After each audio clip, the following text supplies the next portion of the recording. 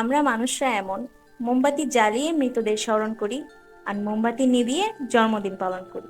সারা জীবন দেয়ালের পেরেকটা ছবির বোঝা বয়ে নিয়ে গেল, অথচ মানুষ প্রশংসা করে ঝুলে থাকা সেই ছবি।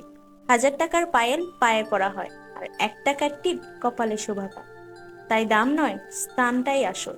ঘরে থাকা গীতা আর কোরআন কখনো ঝগড়া করে না, কিন্তু যারা এগুলো নিয়ে লড়াই করে তারা হয়তো কখনো এটা পড়েই দেখে না। নুনের মতো তেতো জ্ঞান দেয়া মানুষরাই আসল বন্ধু। মিষ্টি কথা তো চাটুকাররাও বলে। ইতিহাস সাক্ষী, লবণে কখনো পোকা ধরে না, কিন্তু মিষ্টিতে প্রায়ই তা ধরে। তেমনি ভালো রাস্তায় কেউ চলে না, খারাপ রাস্তায় হাজার লোকের ভিড় থাকে। এজন্যেই মদ বিক্রেতাকে কোথাও যেতে হয় না, অথচ দুধওয়ালাকে দাঁড়ে দাঁড়ে ঘুরতে হয়।